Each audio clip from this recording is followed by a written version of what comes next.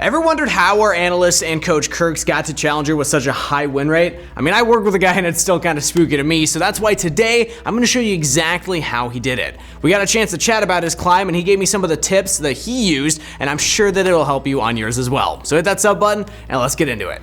Now, the first lesson to learn is that the choice of your champion every game plays a major role towards your chances of winning that game.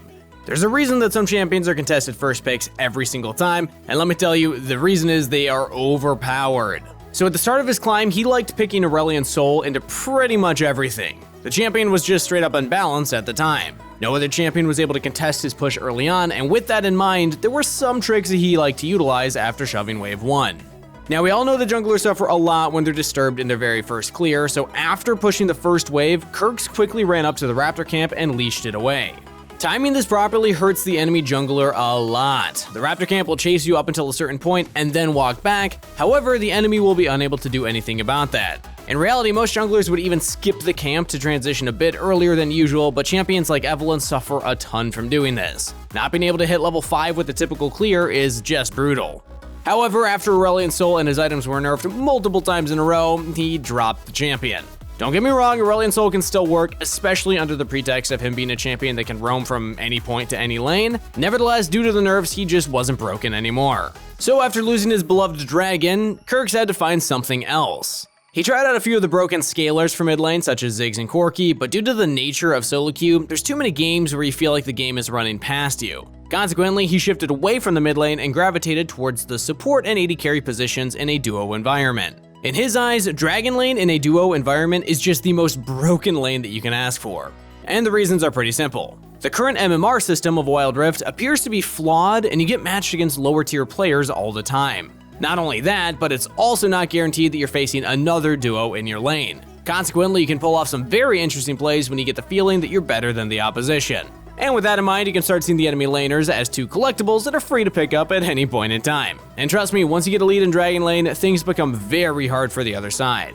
And now real quick, before we continue with today's video, I want to make sure that you check out our Discord in the description down below. We got giveaways, events, and lots of community interaction, and all you gotta do is click the link to join in.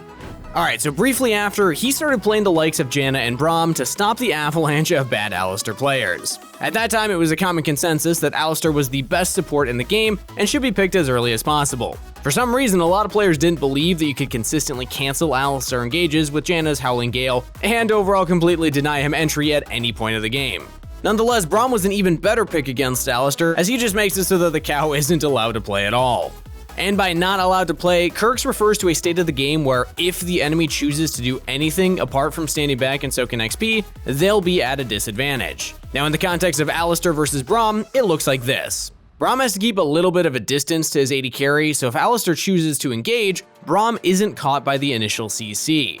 Then all Braum has to do is use his second ability on his ally and put up his shield briefly after. Don't forget, once Alistar goes in, he stays in, and the only thing he can do to get away is to just run. But have you ever tried running away from a Braum? It's not that fun.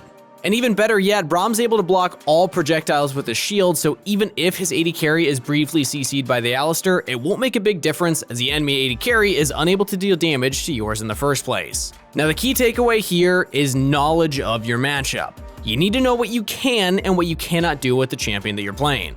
Being aware of all the nuances and little details that make or break a matchup is something that really shows the difference in skill, and that skill already shows in the drafting phase. Being aware of what you can first pick and what you should not is very valuable for your climb. In the process of climbing, Kirks was able to spot very interesting patterns as to what to pick into most matchups. Against all enchanters, Lux was the most broken pick that he could ask for. However, there was one thing about her that many people didn't abuse. Dealing damage and receiving damage is something absolutely natural for Wild Rift. But what if you could receive 0 damage and still slowly chip away at the enemy's HP bar? Well, most enchanters entertain very brief cooldown-based trades to get ahead in lane, and prior to Lux receiving quite noticeable nerfs to her second ability, you might have considered her absolutely busted. On level 1, without taking area into account, she could shield an ally for at least 150 damage before AP scaling came into play. Using this ability on level 1 to entertain auto attack based trades seemed a bit troll, but was actually really busted. Even if you only dealt 20% damage to the enemy, you take 0% damage in return. It's pretty busted, and Kirks abused that a lot. Especially if you think about the space that you can play in thanks to that shield, a lot of new options suddenly present themselves. Running closer to your opponent without taking damage makes them feel a little antsy, and the reason's quite obvious. If you're too close, they cannot possibly dream of dodging your bind and consequently have to predict your skill shot. Due to that strategy, you can make a lot of plays that are primarily won inside the enemy's mind. Give them no chance to think, force them into bad spots, and get inside their heads. It's really fun to see what happens after. So now, after hearing all this theoretical stuff, let's take a small break to look at our question of the day. What is your biggest personal accomplishment this season in Wild Rift? Be it a certain rank on the champion leaderboard or hitting a specific elo, whatever it is, let me know in the comments below, and let's get back to the video. So now, after you've gotten into your opponent's minds, you have to get yours to the next level. Just by looking at the enemy team, you can already picture the upcoming fights and how they'll be played. All champions follow a certain identity and have a desired mode that they're played in. Not doing so will decrease their power level by a lot and opens up a lot of chances to win even the most dire looking games. For the support role, one of the most important questions is about your very first item. What do you prefer? A super early enchantment, or rather an item that provides insane stats? If you're facing a very all-in heavy lane, such as a Pantheon support, starting with the Ruby Crystal isn't a bad idea. The extra health on top of either Bone Plating or Adaptive Carapace will come in handy. In addition, you can also alter your summoner choices to deny the enemy's desired play pattern. Usually you'll see supports run heal 24/7, but against certain champions, comps, or lane matchups, running exhaust really helps seal the deal. I mean, think about it. If their only goal is to all-in you and kill you in one clean swoop, why would you run anything other than exhaust? Exhausting Tristana on her bomb, or Kai'Sa on her first ability and passive proc really helps you a lot, and don't even get me started on AP assassins in this game. There's nothing more frustrating for an assassin than being slapped in the face with an exhaust, and believe me, it will tilt the living hell out of them. But to come back to the first question in the beginning of this segment, what to complete first? Generally, you want to look at the game and think about the situations in which the items could make the difference. An early redemption grants insane value in terms of sustainability. The locket, on the other hand, takes care of incoming burst damage and is super valuable the moment that you're facing a lot of anti-heal. But the most important difference between rushing enchant and your first normal item is the ability to quickly travel around the map. Having the boots active, or tier 2 boots in general, increases the frequency of rotational plays by a lot. Now all you have to do is look at the respective lanes and think about your possible impact. If you see a wave state in which your laner is easily ganked and taken advantage of, while you don't have anything to do in your lane because you just reset, don't shy away from going there and helping out your fellow teammate. This is by far the most underused play by supports, as most believe that by locking in a dragon laner, you only run towards dragon lane at all times. Even worse, they think that you're only around to take care of your AD carry, when in reality, you can actually impact the entire game. You can kind of think of a support as a secondary jungler that has the ability to assist other players. There's also no dedicated support item in Wild Rift in comparison to League of Legends PC, but there is growth experience paired with local gold shared with allied champions in range. So this creates the perfect environment in which supports can demonize the map many times over by bullying the enemy jungler, acquiring deep vision, or coordinating dives alongside your own jungler. So please do not be that kind of player that just goes back to base and then walks a dragon lane. Look at the map and try to be active. Even better, try and communicate with your teammates. What item are you going to buy? What rotation are you going to do? And what camp can you contest in the future?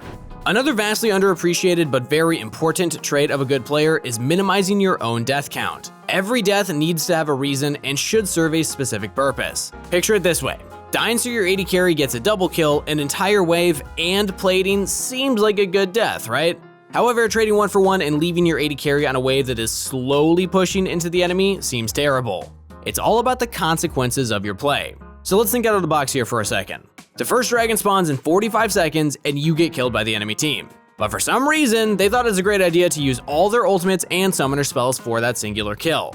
In theory, you dying there didn't get you anything in the short term, but if you take a look at the bigger picture here, you might notice something very important. As they chose to spend their important abilities prior to the dragon fight, your team now has a substantial increased chance of winning that fight. Better yet, if your team's abilities are all available, there's not much that the enemy team can do. But if they choose to contest regardless of those facts, well, hey, now you can wipe them. Now please don't take this concept as an excuse to int, but rather be aware of this in general. Every action can have its benefits, and it's up to you to realize those in the heat of the moment. MOBAs are played in the headspace way more than you think. And last but not least is the concept of piloting your champion to the level where it needs to be if you want to hit Challenger. Yet again, it's just a question of knowledge. Do you know what to do in a fight, and if so, are you capable of executing those plays? Consistently canceling the engage when playing Janna to disrupt the enemy's engage, realizing what's important to block his Braum, and finding perfect angles to shield from as a Lux. You need to know the weaknesses and strengths of every champion to get the most out of every exchange. Being complacent is your enemy, and there's infinite room to grow. Trust me. Kirks has been Challenger on PC version of League for a long time, and every new season or balance patch, there's something that breaks the game once again and forces people to adapt. But here's the real deal. You can achieve your goals if you just apply yourself, and we here at ProGuides are happy to assist you. So consume all the info that you can, keep the grind going, best of luck on the Rift, stay hydrated, and I'll see you in the next one.